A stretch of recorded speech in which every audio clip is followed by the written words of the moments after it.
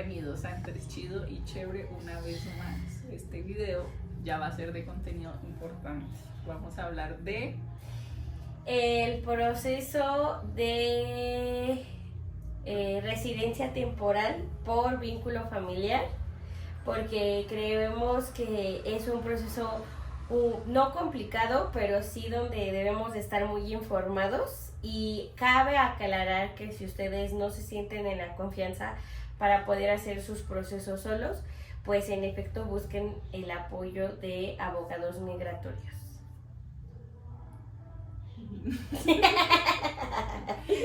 Bueno, para empezar, creo que tienen que saber que para regularizarse en este país existen varias formas, ¿no?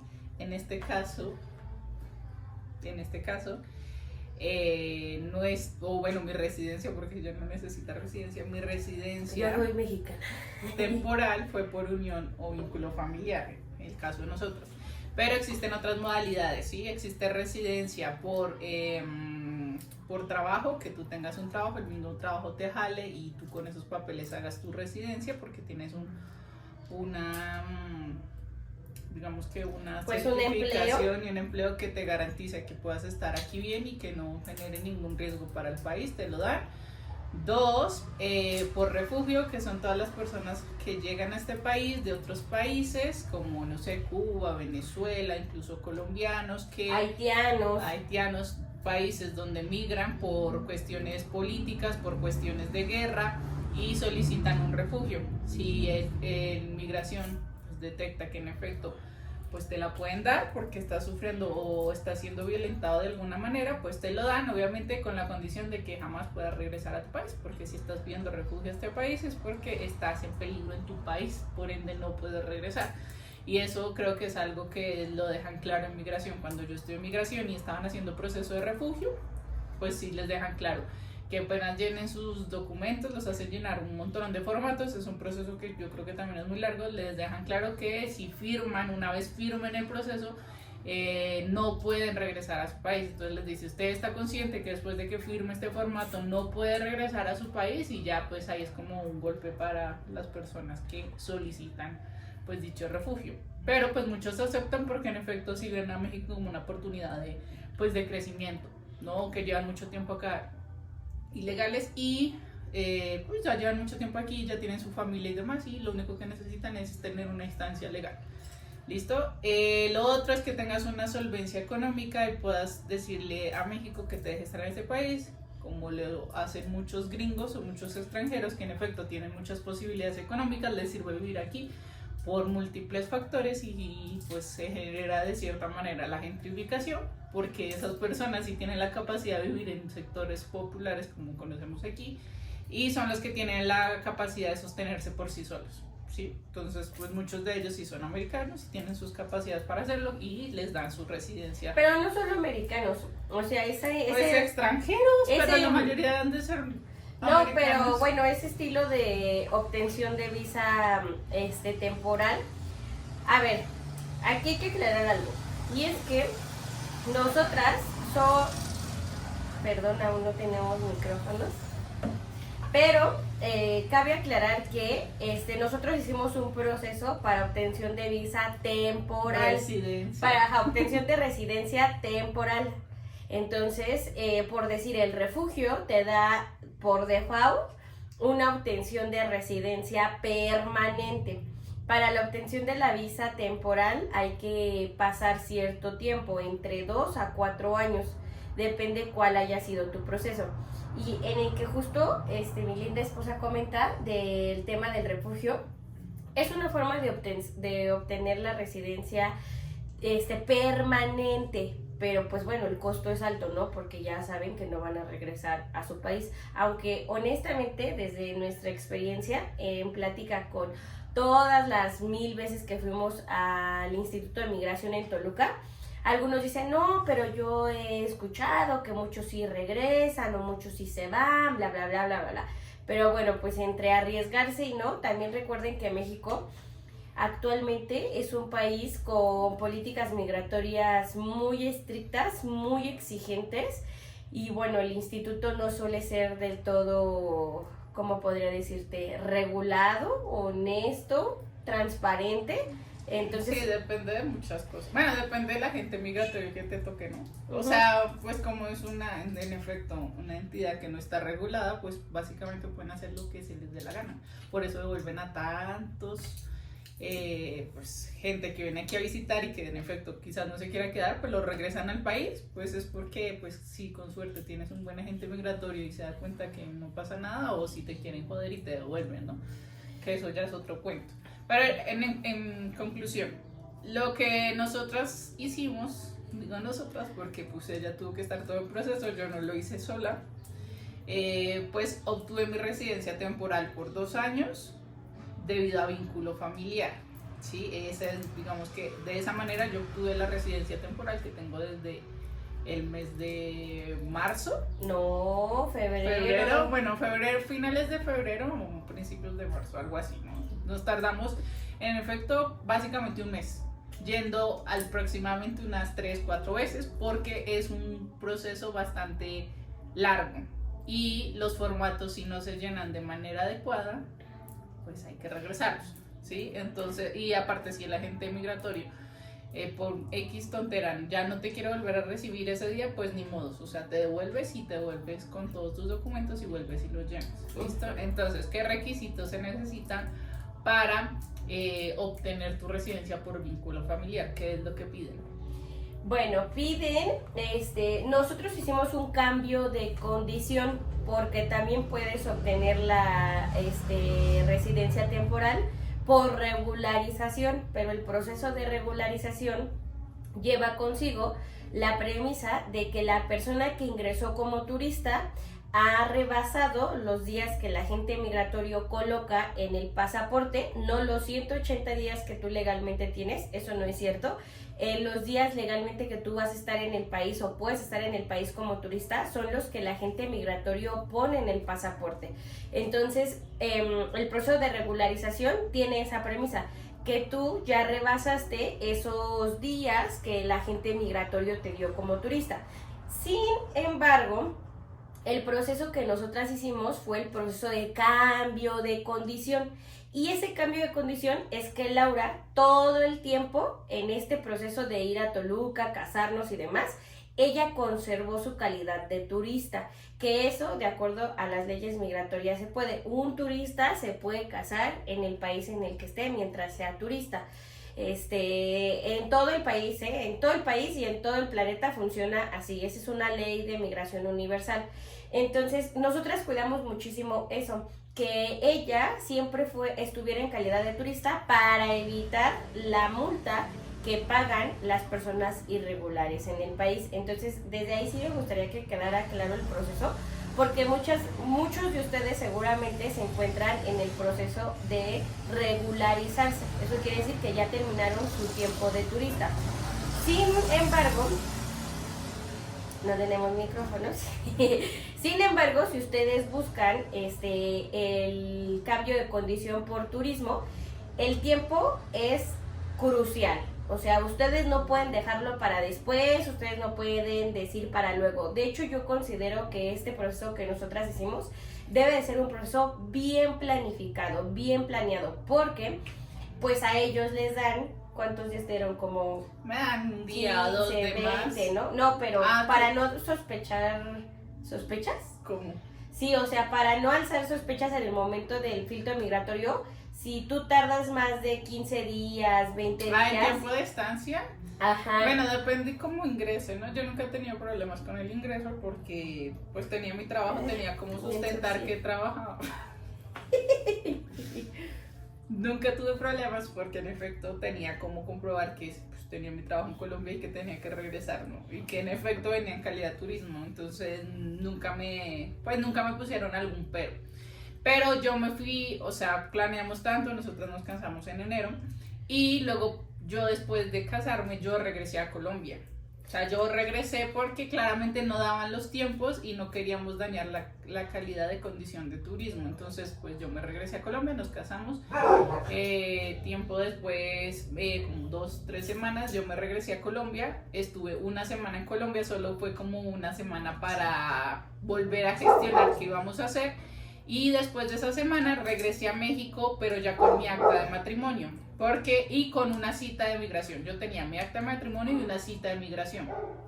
¿Para qué? Para pues que el ingreso fuese mucho más fácil. En efecto, cuando me preguntaron a qué venía, yo les dije que venía a una cita de migración porque me iba para obtener mi residencia, porque me había casado. En efecto, pasé mi acta, también la carta pues de mi esposa, y ya, no le pusieron tanto problema porque pues no te puedes negar eso, ¿no? Es un derecho que yo tengo, ¿no? Aparte ya tienes un proceso ante migración, entonces, repito, lo crucial en los cambios de estancia es el tiempo, que ustedes pues chequen muy bien el tiempo. Afortunadamente, nosotras tuvimos la posibilidad de que Laura regresara a Colombia en una semana, ¿no? Pero si usted dice, no, pues es que qué gasto, ¿no? Y regresar, ¿qué tal si se me vence el tiempo? Pues de verdad que así ustedes, no sé, el día 1 que llegue esa persona y los planes son obtener una residencia, pues el día 1 o al otro día, cásense. Tendrían que gestionarlo con más tiempo, ¿no? Si quieren algo más, no sé, casarse de una manera más de celebración o cosas, pues gestionenlo con más tiempo y soliciten, o que su viaje sea pues, prolongado, ¿no? De un mes, un poco más. Sí. Listo, pero ahora sí es lo importante. ¿Qué es lo que me solicitó a mi migración para obtener mi residencia? Bueno, solicita para el cambio de estancia pasaporte, que tenga la vigencia de los, pues, días establecidos, que para comprobar que sigue en calidad de turista la persona y que el pasaporte no está próximo a vencer. Esa es la primera. Acta de nacimiento de ella apostillada por el Instituto de Colombia. Y que también es muy fácil, o sea, apostillar en Colombia es muy fácil, se hace de manera electrónica. Sí. O, bueno, van a una notaría, la notaría es una notaría y se lo apostillan en un mismo día, es muy fácil. Los procesos en Colombia son más fáciles que no aquí sacar algo. Que de hecho ese apostille de la notaría sí les recomiendo que lo hagan, porque cuando nos casamos pidieron esa apostilla, entonces tómenlo en cuenta, ¿no? No se confíen solamente con la apostilla electrónica, porque seguramente les van a pedir una apostilla también por notaría reciente. Pero bueno, en migración pidieron estos dos documentos: pasaporte, acta de nacimiento apostillada, comprobante de domicilio pues mío, del cónyuge, INE mío, de que yo fui pues la cónyuge. ¿Qué otra cosa? El pago de servicios. Cuando tú ya vas a la cita, tú ya debes de llevar como unos formatos, uno que están en la página de migración, son 2 formatos. Y son formatos yo creo que muy fáciles de llenar, solamente debes de tener cuidado de Son documentos personales, tanto de uno como del cónyuge. Que se equivoca la gente, honestamente sí se equivoca, entonces es cuestión de que los lean muy bien. O sea, son datos que uno conoce, ¿no? Son cosas que uno conoce y son datos pues del núcleo familiar, entonces es cuestión de saberlos llenar muy bien y no equivocarse o no tener tachaduras ni nada, porque pues ellos lo regresan porque pues, así funciona, ¿no? Esos 2, y aparte obviamente la acta de nacimiento el acta de matrimonio debidamente pues que se celebró el matrimonio. Ahí hay algo muy importante, y es que nosotras esperamos aproximadamente como una semana y media para gestionar la cita ante migración. Y recuerden que las citas ante migración, lo hemos dicho en algún otro momento, pero si tienen dudas, las citas no son de un día para otro. O sea, no es como que migración diga, ya iba a haber cita el miércoles, ¿no? Un ejemplo hoy, que es día hábil, no.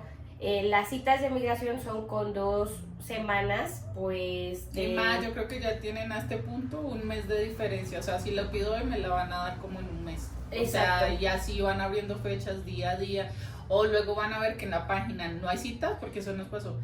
Fuimos como 2 o 3 veces sin cita, es decir, a la madrugada a hacer fila. Si cuentas suerte, pues logras ingresar. Nosotros la primera vez y segunda vez no tuvimos suerte.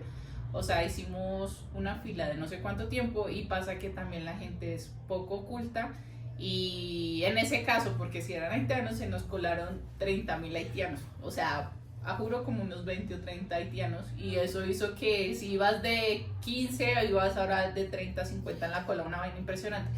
Entonces sí se puede hacer así, pero pues no sé, tendría uno que estar en migración a las 3 de la mañana y la verdad que pues está jodido un poco y es desgastante y, o sea, sí, yo creo que lo más sensato que uno puede hacer es sacar una cita.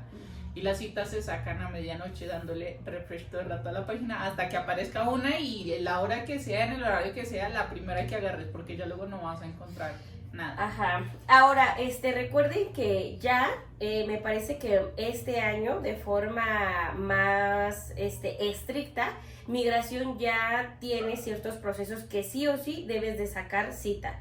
Ya no es como que te vayas a formar. A nosotras nos tocó ese inter en el que los institutos de migración estaban como, bueno, déjalo pasar, o bueno, sí, pero se recibió el decreto de que los institutos de migración iban a atender a los refugiados de la Comar, entonces eso aumentó demasiado su demanda. Entonces, para procesos de cambio de estancia, sí o sí tienen que ir con cita. Habrá el suertudo que pueda decir que él no sacó cita o ellos no sacaron cita y lo hicieron.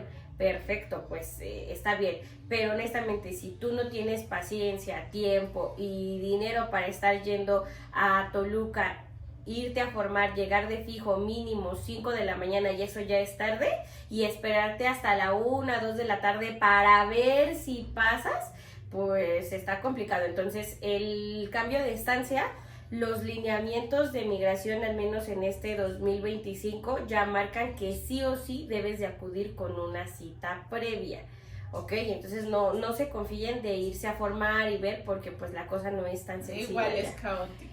Igual, exacto, también es caótico. Entonces, ¿qué se necesita? Bueno, tiempo para el cambio de condición de turista. Vuelvo a repetir, acta de nacimiento de pues la persona que va a hacer el trámite, en este caso de Laura, que es colombiana, apostillada junto con la de la notaría, el pasaporte, el comprobante de domicilio que se tiene registrado cuando tú te registras en el portal para ingreso a México, mi INE y el acta de matrimonio. Eso es lo que pidieron. ¿Tu acta de nacimiento lo pidieron, no?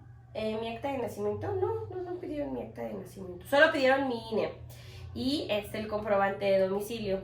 Y creo que hasta ahí. O sea, en realidad todos los procesos de migración están hechos o están diseñados para que la persona que los necesite hacer los haga por sí sola.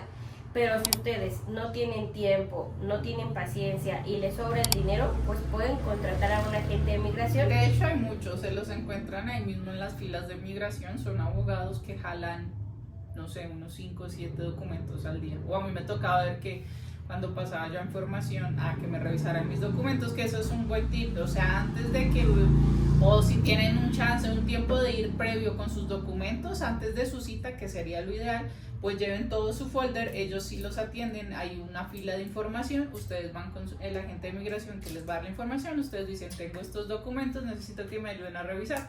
Ellos revisan y le dicen a uno, no, falta esto, o falta este documento, o esto, y ya ustedes tienen más seguridad. Que de hecho eso es lo que hacen los abogados, solo agarran 50,000 folders, 5 personas, 5 clientes, pasan la información, hacen que se lo revisen, se aseguran ellos de que el trámite esté completo. Después de que tengan el trámite, como tienen derechos de poder, piden una cita. De hecho, ellos piden una sola cita y pasan 5, digamos que procesos, pero claramente pues eso ahí es como hay un proceso pues churpio, porque pues ya, o sea, no te deberían recibir 5 procesos, ¿no? Eso no sería lo ideal, pero como ya los conocen, pues supongo que ahí sucede algo detrás de todo ese proceso entre abogados y migración, si pasa algo, la verdad. O tú veías así, el abogado no te hace la fila de 20 personas, pasa por un ladito, ¿sí? Entonces esas cosas pues pasan, ¿no? Y si se quieren evitar pues el proceso, la fila, o que le devuelvan a uno los documentos porque falta algo, pues en efecto sí existen gestores de abogados de migración que ya la tienen clara y se dedican a eso.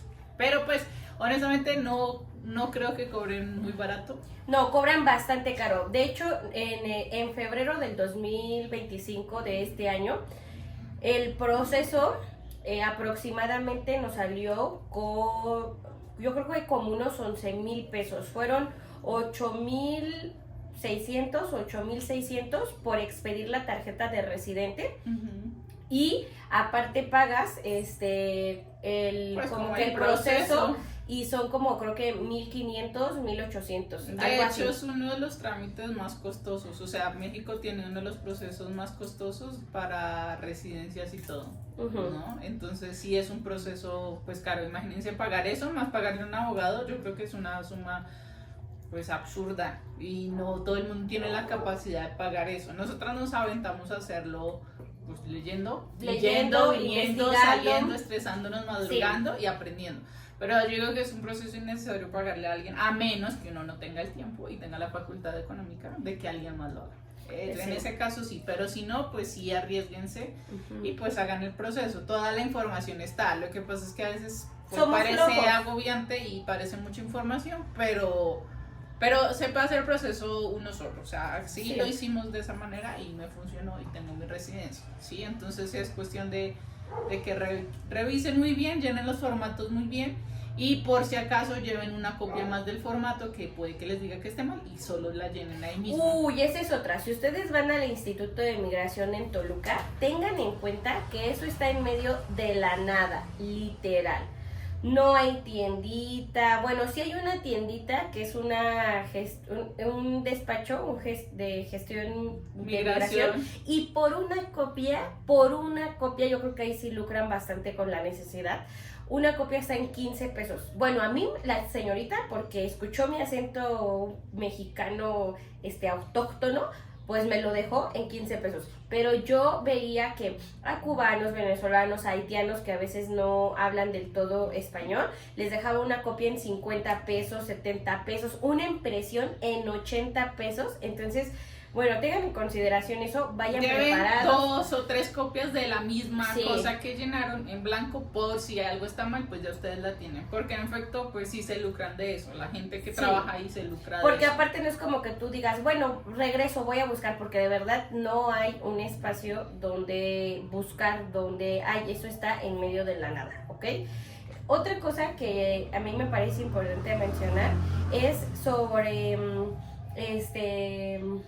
¿cómo se llama? Cuando tú te da... ¿Hambre? No, o sea, que te da mucha flojera o te da miedo, pues atreverte a hacer este tipo de cosas solo, ¿no?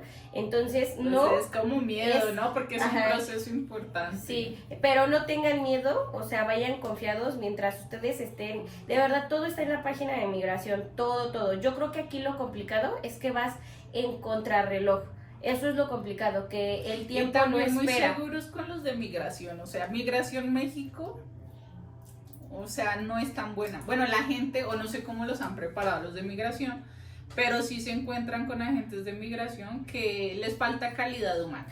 Y si uno no tiene la suerte de tener calidad humana o que le toca a alguien con calidad humana porque no la tienen, o sea, ni en el aeropuerto ni allá en ese proceso de migración, está difícil, ¿no? Había un agente de migración en particular que, o sea, de verdad que era mala gente y no le importaba decirle a alguien, o sea, te falta esto, pues te jodes, te devuelves. Y a mí me tocó ese la primera vez y ese me devolvió. Luego tuve la suerte que me tocó uno mucho más noble, con otro tipo de trato. Y de hecho hizo todo lo posible por ayudarme, ¿sí? Y está perfecto, pero entonces sí tengan en cuenta que pues con Migración México pues es como un golpe de suerte, o sea, no sé cómo los entrenen a ellos, pero calidad humana no hay mucha, hay muy pocos.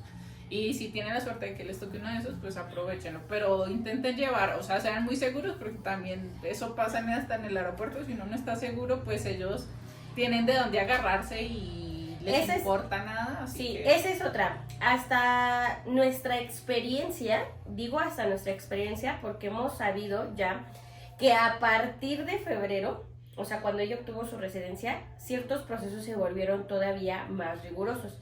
Entre ellos, la obtención de residencias permanentes y temporales por vínculo familiar y por hijos. Que es entendible. Porque sí hay personas que sí vienen a casarse para obtener una residencia. Sí pasa, ¿no? Sí, o el papel, que tenga un hijo son matrimonios arreglados, sí, ¿no? Sí pasa, sí, y a eso lo entendemos, ¿no?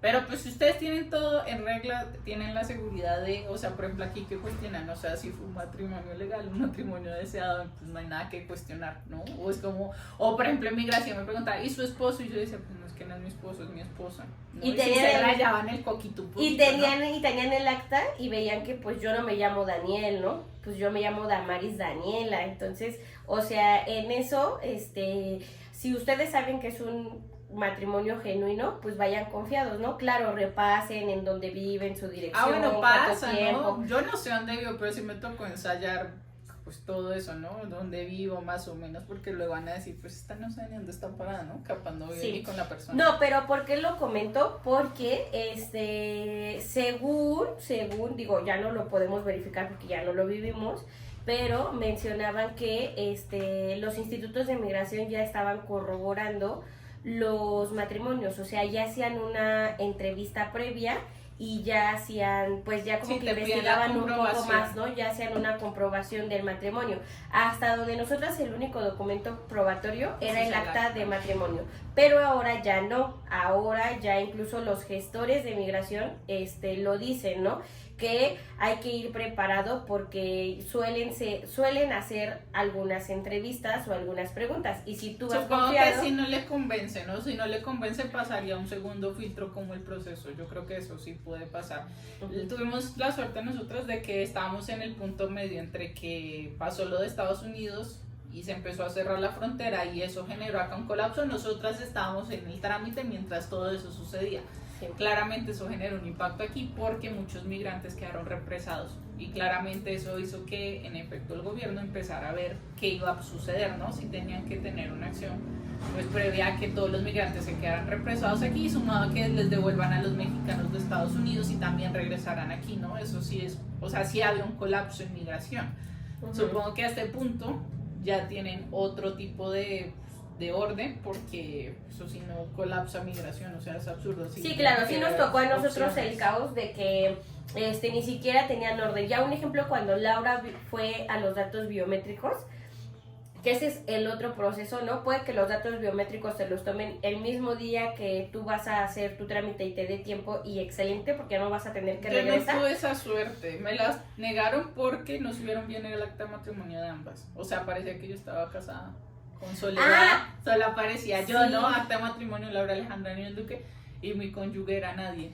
Que eso es algo muy importante. Ellos van a revisar el acta de matrimonio en una página federal que se encuentra específicamente así. Ustedes igual se la dejamos aquí en la cajita para que solo vayan al link y se aseguren que su acta sí esté subida, sí. Porque si no, eso sí es un problema. Sí, en la página ustedes googlean registros registrales y ahí están todos los registros propiamente civiles, ¿no? De matrimonio, de divorcio y demás. Entonces, en esa página ellos comprueban que haya sido, pues el acta, o sea, comprueban el papel que tú llevas. Si hay algún error, alguna inconsistencia, todavía no digitalizan el acta a nivel federal, porque puede que el municipio o el registro civil al que ustedes se casaron ya la haya digitalizado, pero no es un trabajo de ellos, es un trabajo federal. Entonces, no se confíen, ¿no? De que digan, no, es que ya mi registro civil me dijo que ya la digitalizó y hasta llevo un acta certificada, porque de hecho eso a nosotras nos pasó.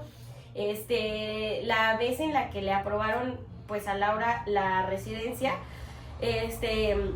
no estaba el acta subida y por ese motivo ya no le tomaron datos biométricos y se tuvo que volver a regresar hasta que no comprobaron. Afortunadamente pues ya en ese mismo día se resolvió, y justo antes de que a ella le dijeran, bueno, ya va, yo entré o me pidieron entrar y yo dije, no, pero lo registraste en tal lado, ¿no? Y el agente se quedó así como de, sí, y yo le dije, no, verifícalo, y es que ya está.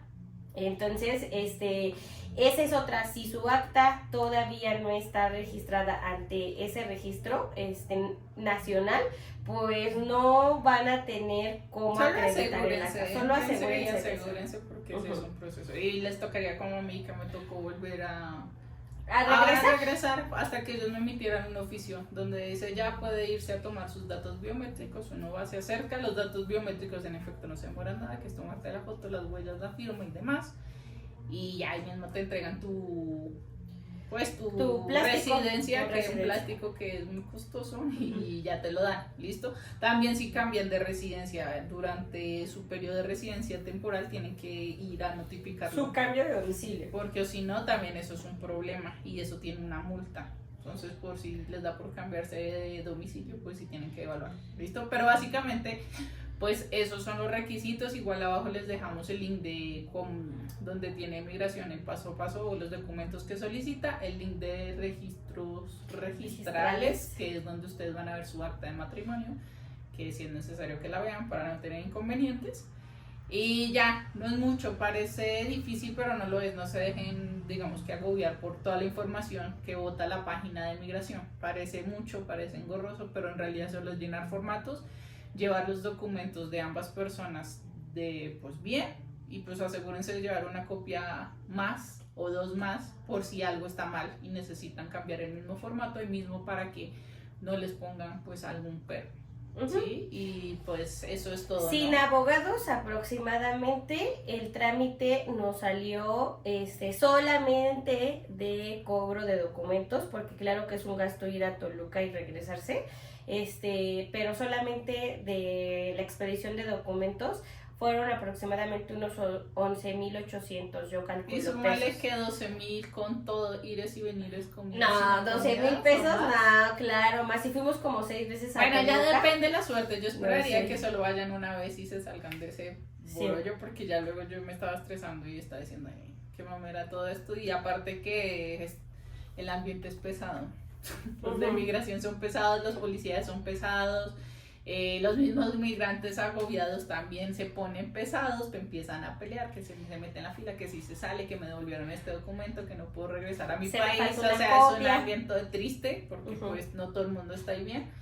Y ya, igual si tienen dudas las pueden dejar ahí abajo, o pueden ir a nuestro TikTok o en algún lado, irnos a escribir, y pues tenemos y sabemos qué hacer, pues con mucho gusto se la resolvemos. Les agradecemos mucho que nos hayan visto, esperemos que este video les ayude a orientarse para algún proceso que vayan a hacer. Ya les estaremos diciendo las precisiones para el cambio de visa, de residencia temporal a residencia permanente en 2 añitos, que eso también... Bueno, en realidad es en un año, es en el siguiente. En el siguiente año, en el 2026, nosotras tendremos que empezar el proceso para la temporal. Para la permanente. Para la permanente. Para y la ya luego permanente. Si quiero me puedo hacer un examen para nacionalizarme. No sé, puede que lo haga, puede que no. Así es. Entonces, si lo hago, aquí les cuento. Y que tal me dicen que el examen es más difícil de lo que puede saber un mexicano, pero capaz lo haga, capaz ya, solo la temporal, ¿no? ¿Para qué lo quiero? Permanente. No, te da la temporal, vuelvo a la permanente y ya después de eso pues uno no se preocupa, ¿no? Ajá. Deseamos que de verdad todos los procesos vayan bien. Igual si tal vez hagamos otro video sobre los requisitos que nos pidieron para casarse, aquí siendo extranjero con una mexicana, que hemos visto que también hay bastantes dudas sobre eso. Y también tenemos un video de cómo traer a estos jovencitos a Hachi y Gitano, que desde Colombia. Vinieron desde Colombia en cabina, no en jaulas. También tenemos todo ese proceso, que igual no los echamos así, investigando solas. ¡Ah! Miren, ahí está él moviendo la cola aquí a la cámara, pero les agradecemos mucho que hayan estado presentes en este video, que ya había tardado bastante, se los debíamos, pero así como ha sido funcional muchísimo el de ingreso a México con la carta de invitación que tenemos, esperemos que también sea de muchísima utilidad para quien está haciendo un proceso de cambio de condición a residente temporal en México. Y pues, bye.